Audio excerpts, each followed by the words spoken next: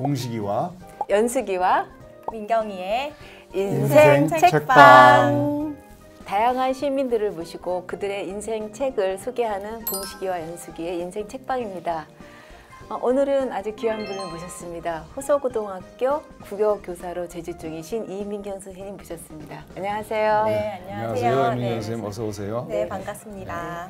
오늘은 그 가만한 당신이라는 책을 가지고 나오셨는데요. 부제가 뜨겁게 우리를 흔든 가만한 35명의 부고라는 그런 아주 특이한 그런 책이네요. 책 소개 전에 요즘에 고3 담임이셨죠? 이시죠? 네. 요즘 어떻게 지내시나요?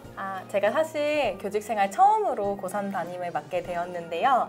지금 아이들의 수시 합격 발표가 막 나오고 있는 시점이에요. 그래서 추가 합격까지 나와서 사실 아이들의 일이 거의 저의 일인 만큼 네. 저도 제2의 수험생활을 하고 있습니다. 그래서 아이들의 합격 발표를 누구보다 간절하게 바라고 있고 또 합격 소식에 굉장히 기뻐하면서 이렇게 시간을 보내고 있는 것 같습니다. 가만한 당신이라는 책인데 이 책을 쓴 분이 기자 출신인 것 같아요. 작가가 어떤 분인지 좀 간단하게 소개 부탁드리겠습니다. 일단 이 저자는 최윤필이라는 기자님이시고요. 1967년생으로 서울대 사회학과 졸업하시고 1992년도에 한국일보 입사하셔서 거의 25년에 걸쳐서 기자 생활을 하신 분입니다. 그리고 이 책은 이제 최윤필 기자님이 이제 2년 동안 연재하신 특집 연재 기사를 책으로 묶은 것이라고 하는데요. 그 연재 기사의 제목이 가만한 당신이었어요. 그리고 이제 나중에 책 제목 소개를 해드리는데 이 기자님이 자신을 소개할 때 자신을 이렇게 소개했다고 해요. 자신을 국적, 지역, 성, 젠더, 학력 차별의 양지에 살았다고 이렇게 소개를 했어요. 근데 사실 이렇게 남자 작가분이 이렇게 자신을 소개하기가 쉽지 않은데 그만큼 자신의 지금 지휘하고 있는 자신의 위치성에 좀 우월함에 대해서 당연시 여기지 않고 자신이 누리는 것들을 누리는 것들에 대해서 좀 그렇게 해주신 분들에 대해서 좀 감사한 마음을 가지고 있지 않았을까 해서 굉장히 좀 마음이 따뜻하신 분이 아닐까 싶습니다. 솔직한 분 같네요. 그렇네요. 자기의 신분을 솔직하게 이야기하고 이런 분들 덕분에 내가 또 이렇게 이런 생활을 누리고 있다 이런 걸 솔직하게 고백한 작가 같습니다. 이 책 제목이 가만한 당신이에요. 가만한 당신. 이게 무슨 뜻인지는 좀 감이 오지만 가만한과 당신이 좀 잘 매치가 안 되죠. 가만이라는 부사는 자주 사용하는데 가만한이라는 형용사는 잘 사용하지 않는 것 같아요. 느낌은 오는데 무슨 그렇죠. 이 저자가 상당한 의도가 깔린 것 같은데요. 가만한 당신이라는 뜻이 구체적으로 어떤 뜻인가요? 사실 저도 처음에 책 제목을 보고서 좀 당황했는데 가만하다라는 사전적 정의가 이제 조용하고 드러나지 않아서 은은하다라는 뜻이 있다고 합니다. 근데 그 가만한이란 형용사를 당신과 엮었을 때 과연 무엇일까 생각을 해봤는데 이제 가만한 당신은 세상에 널리 드러나지 않았지만 조용하고 은은하게 자신이 속한 분야를 좀 개선시키기 위해서 노력한 그런 평범한 누군가가 아닐까 싶어요. 그래서 저자분께서 가만한 당신을 어떻게 이렇게 설명하고 있는지를 잠깐 책 구절을 통해서 읽어드리고자 합니다. 저자께서는 가만한 당신은 우리가 상식이라고 생각하면서 누리는 것들을 앞서 만들어내려고 노력한 사람들인 것 같았어요 라고 지칭을 했어요. 그래서 드러나지 않아서 조용했고 은은했으며 떠난 뒤에도 가만한 당신 이렇게 소개를 하고 있습니다.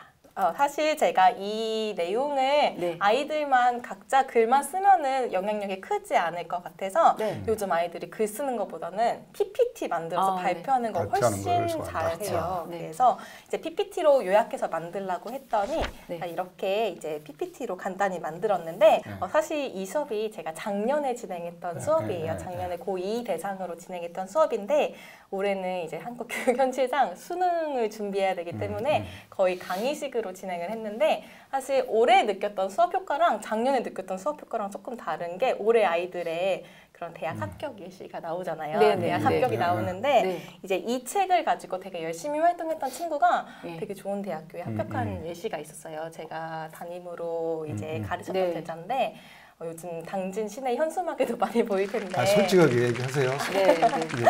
그렇죠, 뭐. 서울대학교 의예과 최고의 학생들이 간다는 거기에 합격을 했죠. 서울대 의대를 갔다고요? 예, 의대를 갔어요. 담임 학생이요? 예, 담임 선생님이십니다. 축하합니다. 사실 당진의 영광이네요. 제가 뭐 한 거는 없고 예. 사실 네, 정말 호서고등학교에서 네. 거의 처음 나오고 당시에 네. 처음 나오는 이런 사례인데 네. 이 친구가 네. 누구보다 이 활동을 열심히 했어요. 네.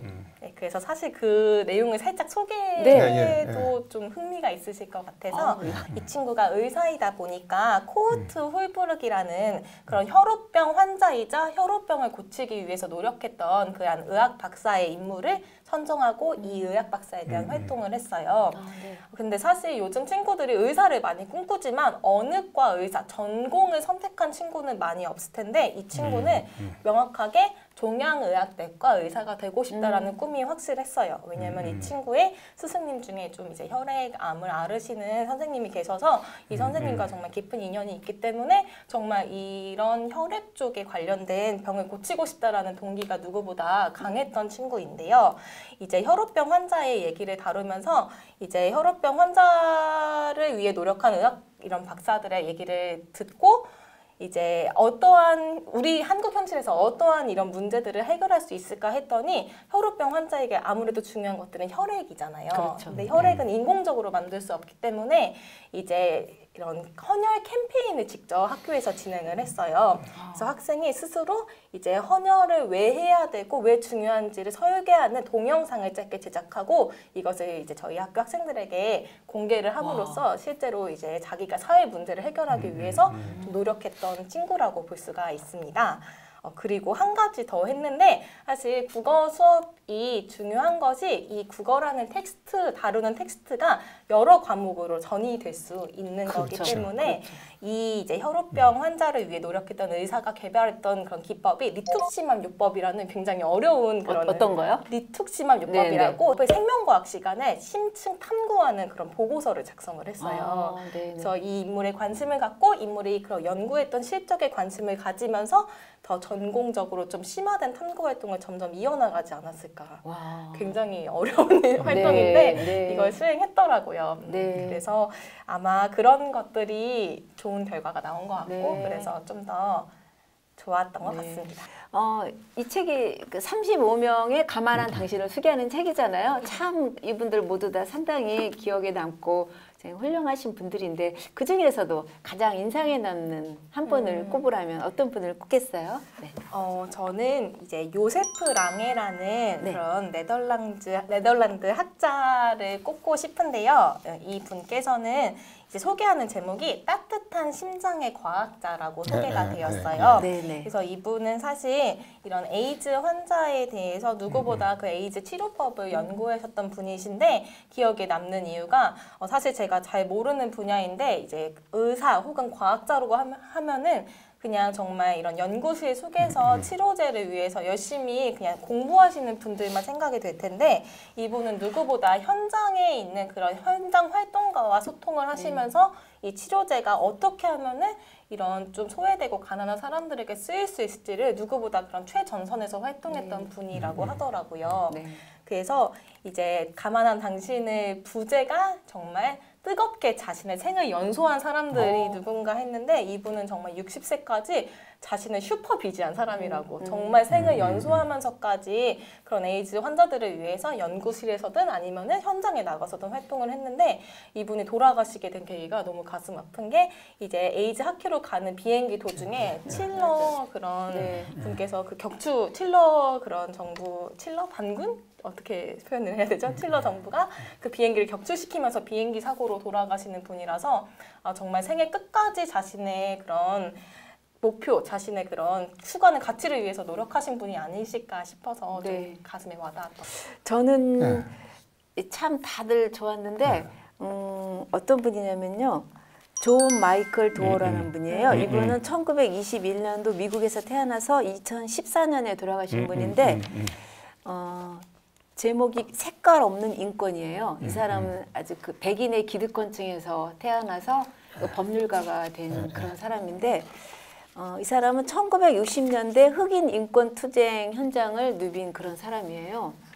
막 특출나게 뭐 인권 운동가라든지 선동하는 뭐 그런 사람들도 좋지만 정말 자신의 맡은 바를 충실히 하는 사람, 어떤 편견이나 오해나 어떤 자기네 이해 관계에 관계없이 자기 맡은 바를 하는 사람, 특히 법률가들은 그 법률적 판단을 하는데 사실 객관적이기가 굉장히 힘들잖아요.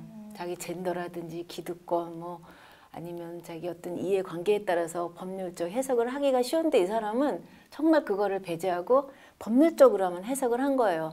또 요즘 시대에 특히 이런 법률가들이 얼마나 필요한가 그런 생각을 들어서 이 사람이 그는 권력과 법이 맞설 때 법의 편에 의연히 섰고 힘센 관습과 소수의 요구가 부딪힐 때 그 요구의 법적 타당성을 먼저 따졌다.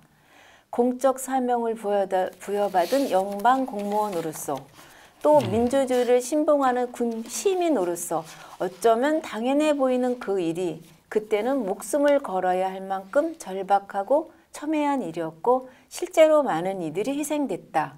그는 마틴 루터 킹이나 멜컴 X 혹은 당대의 몇몇 저명한 인권운동가의 버금가는 영예와 명성을 얻을 수 있었지만 당시에도 세상이 많이 나아진 뒤로도 그는 단 한 번의 자신의 행적을 삶의 미천으로 삼지 않았다.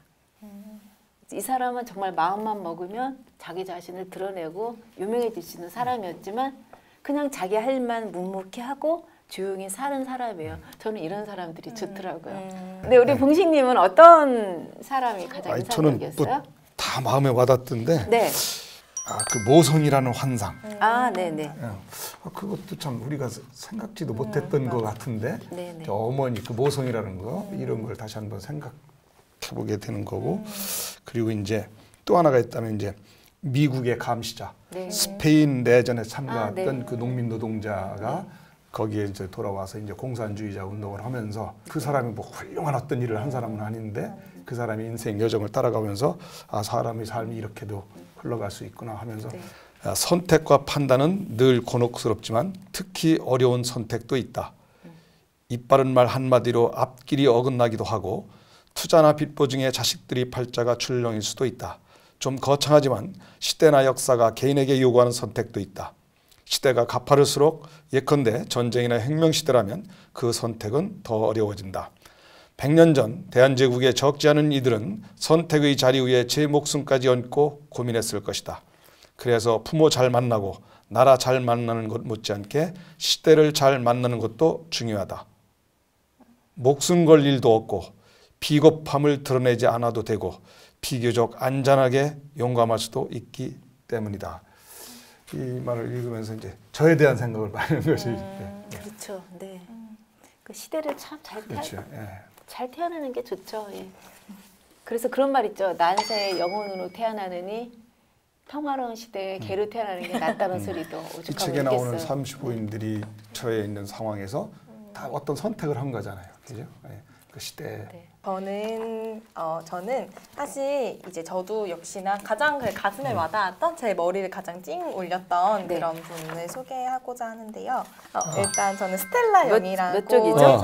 작은 거인. 네네, 32쪽이요. 장애 편견과 고통의 앞. 네, 맞아요. 네, 그래서 되게 30대 정도에 돌아가신 분이신데 이분이 이제 불완전 골 형성증이라고 해서 좀 뼈가 약하신 장애를 앓고 있었지만 정말 누구보다 당당하게 호주의 방송사에서 코미디언으로 일하셨던 분이세요. 그래서 이분이 테드의 강연에서 했던 말이 저는 정말 인상 깊었는데 장애는 나쁜 것도 특별한 것도 아니다라고 이렇게 장애인이 특별하지 않다라고 말하면서 나는 당신들에게 영감이나 감동을 주기 위해 존재하는 사람이 아닙니다. 그리고 수많은 사람들이 제가 용감하거나 감동적이라고 말하고 싶어 했지만 그건 장애인을 대상화하는 것입니다. 이런저런 이미지들은 비장애인의 이익을 위해 장애인을 이용하는 것이나 마찬가지입니다. 저는 단지 장애인이라는 이유로 침대에 일어나 제 이름을 기억한다고 해서 칭찬받지 않아도 되는 세상에서 살고 싶습니다. 저는 장애인이 지닌 참된 성취로 평가받는 세상, 휠체어를 탄 선생님이 새로 부임했다고 와서 멜버른의 고등학생들이 조금이라도 놀라지 않는 그런 세상에서 살고 싶습니다. 이렇게 말을 했는데 네. 정말 저희가 그래도 그 장애를 가진 분들에게 좀 이렇게 베풀려고 하는 것들이 얼마나 그분들에게 상처고 독인지 예. 그리고 이를 정말 가감 없이 좀 인상 깊은 표현으로 전달했다는 것 자체가 정말 너무 비장애인들이 어떤 감성이나 영감 이런 걸 위해서 장애인들을 타자화시킨다. 교훈적인 타자화시켜서 이렇게 대상으로 놓고 시혜적인 뭐를 베푼다. 이런 시각을 이 사람은 거부하는 거죠. 네. 정말 그 장애인을 바라보는 시각을 가장 핵심적으로 표현을 했네요. 그렇죠. 네. 사실 저는 이 이제 당진시대 신문사를 대표하시는 분이 계시기 때문에 그 언론인의 자세를 다뤘던 분도 되게 인상 깊었습니다. 네. 밀리엄 그린이라고 해서 좀 특종에 취해서 거짓 보도를 한 그런 기자를 정말 맹렬하게 비판한 분이 있는데요. 이분이 이제 어떻게 말했냐면은 이제 언론인의 자세로서 시스템의 실패는 시스템 결함 탓이 아니라 시스템을 작동시키지 않은 사람 탓이다. 그리고 기자 신뢰가 책임 회피의 명분이 될 수 없다. 그리고 기자가 에디터에게 취재원을 밝혀서 기자의 신뢰성을 입증하지 못하면은 그 기사는 보도되면 안 된다. 그렇죠. 네, 이렇게 그런 언론인으로서 가져야 할 자세, 그건 너무 미디어의 노출이나 홍보에 면허하지 않고 진실을 보도하려는 자세가 좀 감명 깊은 것 같아서 이런 분도 되게 좀 감명 있게 읽었던 것 같습니다. 특종 보도에 기자가 집착을 하잖아요. 그러다 보면 자신도 모르게 거짓말하고 가짜 뉴스를 만들죠. 네, 맞아요. 그런 압박에서 벗어나지 못하는 거지. 사실 이 책을 사지 않으셔도 네이버 검색창에 한국일보 뭐 최윤필 기자라고 해서 가만한 당신 그 연재 기사를 치시면은 그 인물 이름과 그 다음에 가만한 당신만 치면은 이 원문을 다 볼 수 있고 또 그 인터넷에서는 사진까지 같이 되어 있어서 아마 책을 꼭 구매하지 않더라도 누구나 쉽게 접근하실 수 있는 책인 것 같습니다. 참 굉장히 이렇게 알찬 내용을 많이 소개를 했는데요. 어떠세요? 이렇게 직접 인생 책방에 출연하셔서 방송을 하니까 소감이 어떠신지요? 사실 저 너무 즐겨봤던 애청했던 프로고 그다음에 저 워낙 책 소개를 해주시는 프로그램이시고 두 분이서 너무 열심히 매주 게스트를 모시고 하시는 게 정말 저도 한 번쯤은 꼭 나가보고 싶었다 했는데 이렇게 초대해 주셔서 너무 감사드린다는 말씀을 드리고 싶고 이 책은 정말 어떤 분이 읽어도 좋지만 특히 고등학생들 진로를 이제 정하는 그런 자리에서 읽었으면 정말 좋은 책인 것 같아서 한번 꼭 좀 읽어봤으면 좋겠다고 그렇게 전달해드리고 싶습니다. 여러 가지 우리 사회의 모습들을 이렇게 보여주면서 자기의 진로를 생각하기도 하고 사회를 바라보는 시각을 넓히기도 하고 그런 길잡이가 될 만한 책이라는 생각이 듭니다. 이런 책 소개시켜 주셔서 대단히 고맙고요. 하여튼 오늘 이렇게 귀한 시간 내주시고 좋은 말씀 해주셔서 우리 이민경 선생님 고맙습니다. 네, 고맙습니다. 감사합니다. 동식이와 연수기의 인생 책방은 책방은 계속됩니다. 계속됩니다.